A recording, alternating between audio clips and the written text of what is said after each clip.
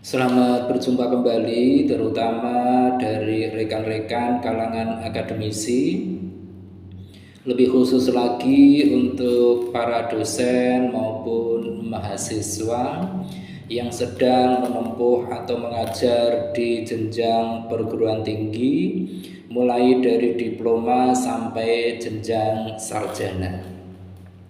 Dalam kesempatan yang amat baik ini, kita akan membahas salah satu topik yang sangat menarik, yaitu tentang kita akan mengenalkan apa itu ilmu filsafat.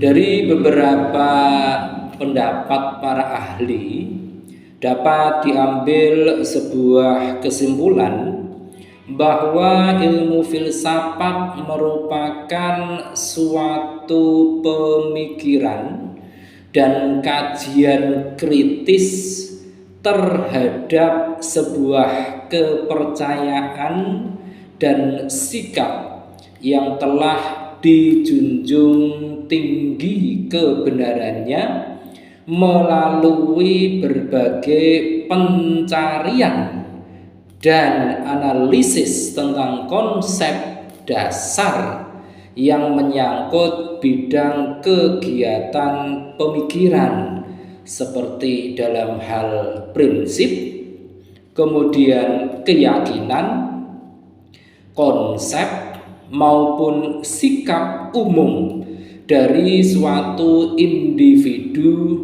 atau kelompok untuk menciptakan kebijaksanaan dan perkembangan yang jauh lebih baik. Adapun kita kalau mengenal tentang ilmu filsafat, ada beberapa ciri yang bisa kita ambil. Yang pertama adalah bahwa ilmu filsafat itu sesuatu yang bersifat universal atau menyeluruh. Dalam hal ini mengandung berbagai pemikiran yang luas dan tidak terbatas pada beberapa aspek tertentu saja. Kemudian ciri yang kedua dari sebuah filsafat adalah sistematis, di mana untuk poin sistematis ini mengandung makna bahwa filsafat itu mengikuti pola atau metode berpikir yang runtut dan sekaligus logis. Dan ciri ketiga dari ilmu filsafat adalah bersifat mendasar, yang dalam hal ini memiliki makna bahwa dalam ilmu filsafat itu mengandung sebuah pemikiran yang dalam sampai pada hasil yang fundamental dan bersifat esensial. Itu tadi kita sebutkan ada 3 ciri utama dari filsafat. Tentu masih ada beberapa ciri lagi, namun karena keterbatasan waktu terutama, kita hanya sebutkan 3 ciri utamanya saja. Nah, setelah kita mengenal berbagai ciri utama dari sebuah filsafat, maka tentu kita juga ingin mengetahui apa tujuan dari kita jika mempelajari filsafat. Dalam hal ini ada beberapa tujuan jika kita mempelajari tentang filsafat.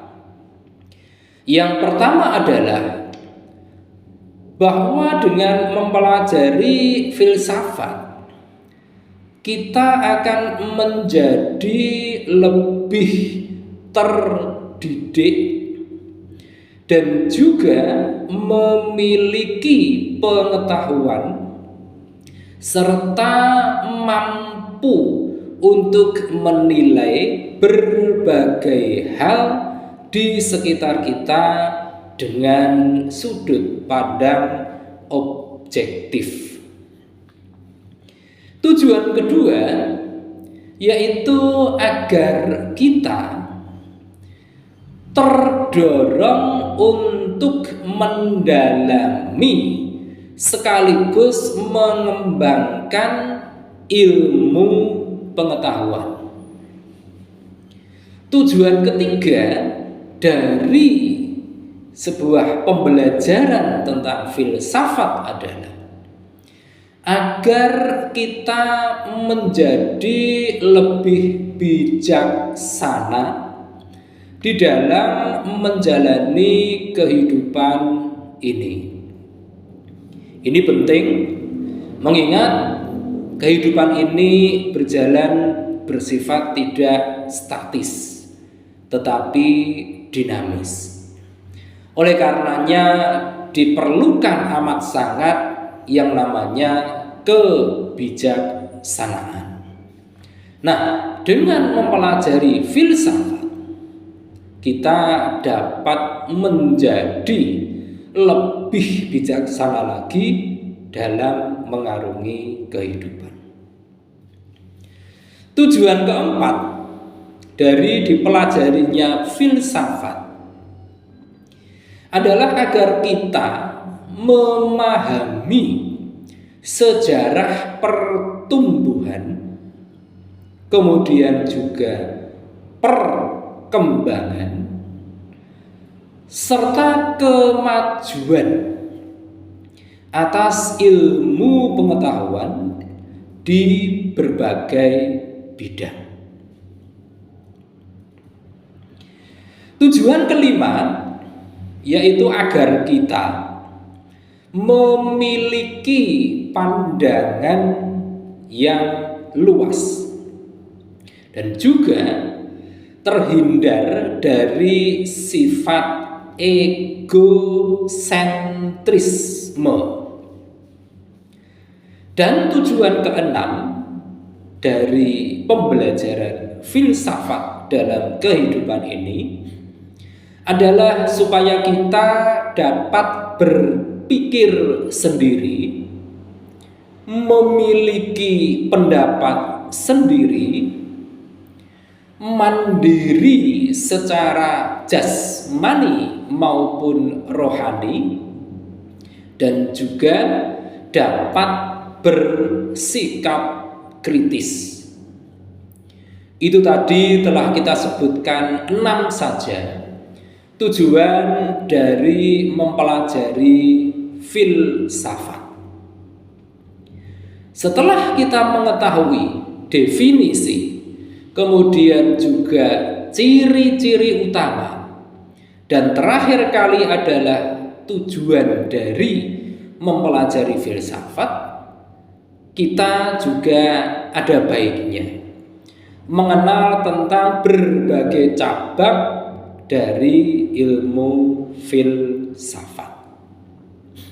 Ada beberapa cabang yang bisa kita sebutkan sebagai bagian dari ilmu filsafat. Yang pertama adalah metafisika. Dalam metafisika ini membahas tentang proses analitis atas hakikat fundamental mengenai keberadaan dan realitas yang menyertainya.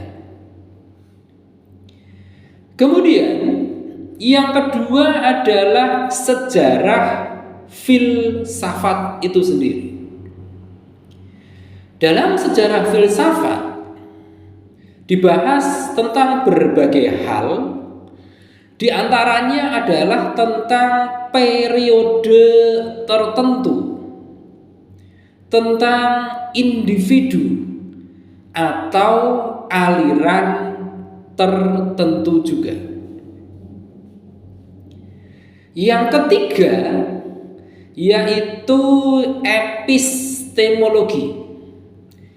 Dalam hal ini membahas tentang pengetahuan mulai dari sumbernya, kemudian ingatan, pengetahuan, terus berlanjut ke perseptual, sampai ke pengetahuan tentang diri dan kesaksian.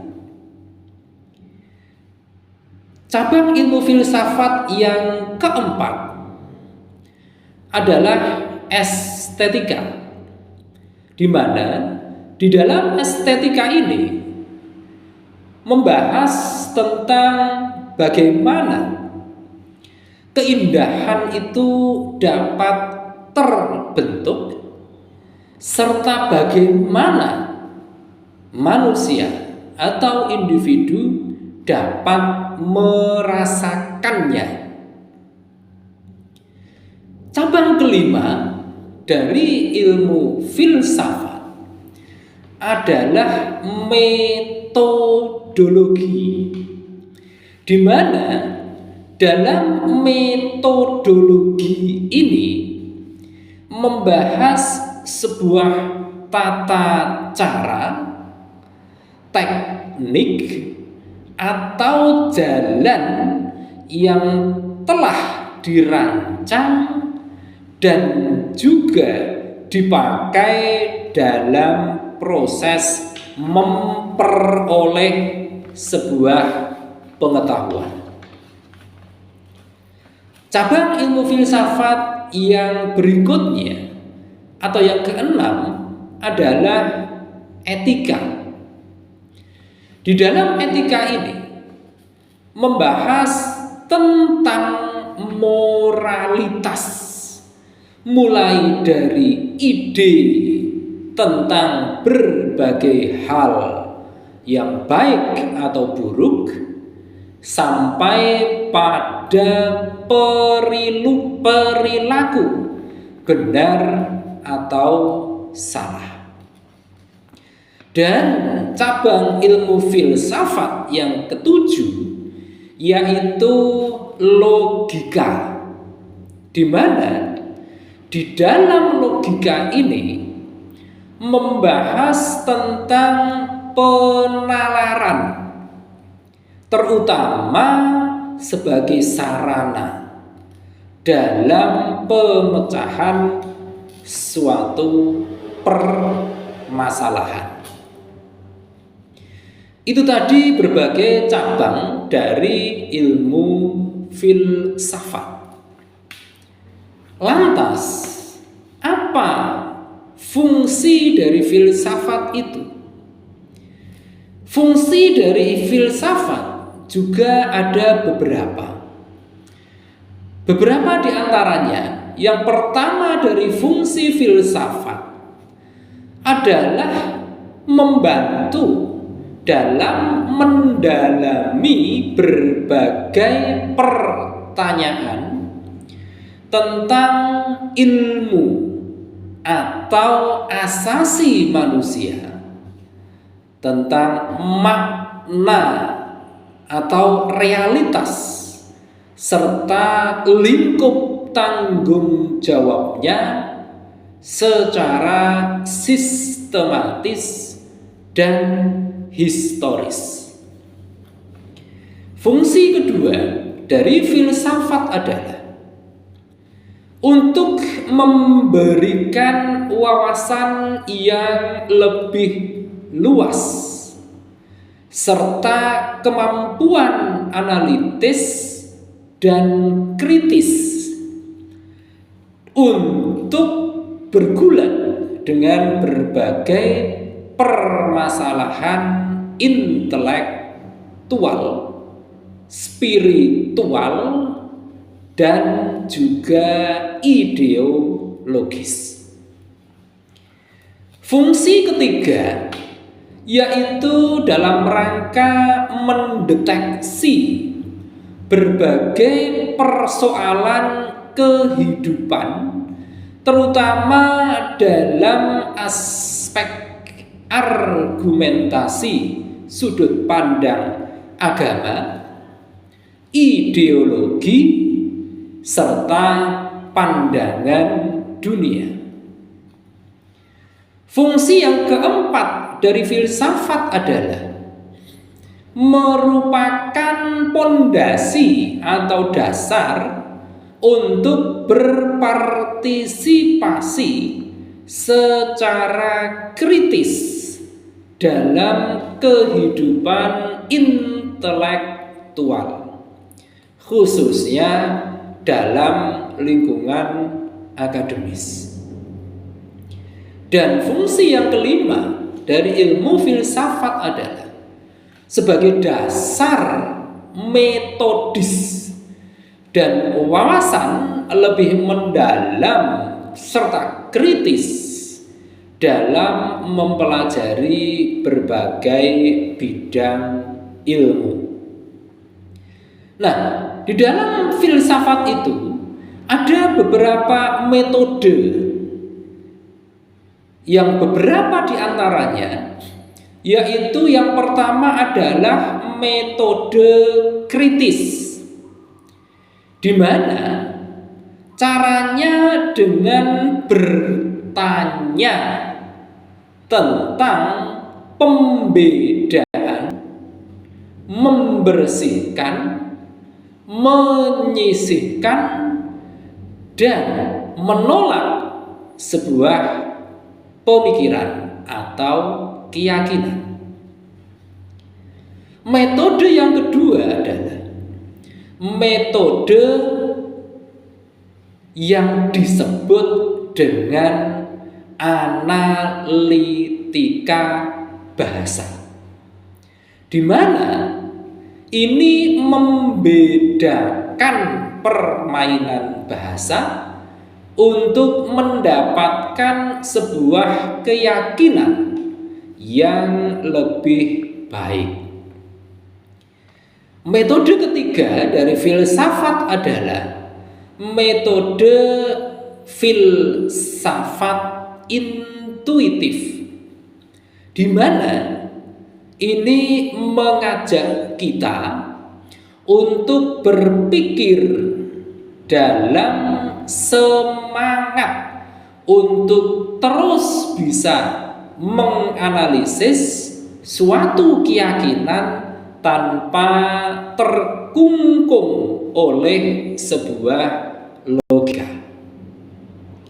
Metode keempat yaitu metode filsafat eksistensialisme, di mana di dalamnya itu menganalisa ungkapan pengalaman secara terbatas, dan dari pengalaman terbatas tersebut akan ditemukan kembali pengalaman-pengalaman yang lebih fundamental. Yang kelima adalah metode skolastik, di mana dalam metode skolastik itu filsafat akan menunjukkan kaitan yang erat dengan metode mengajar.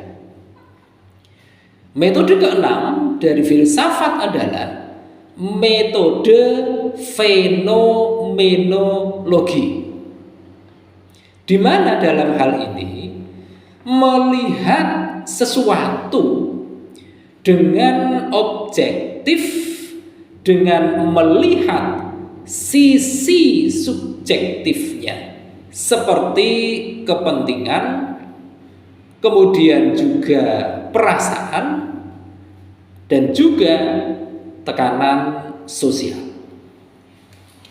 Kemudian metode yang ketujuh dari filsafat adalah metode filsafat matematis, di mana dalam filsafat matematis ini akan mengintegrasikan segala kelebihan logika, analisa, geometris, dan aljabar, serta menghindari berbagai kelemahannya.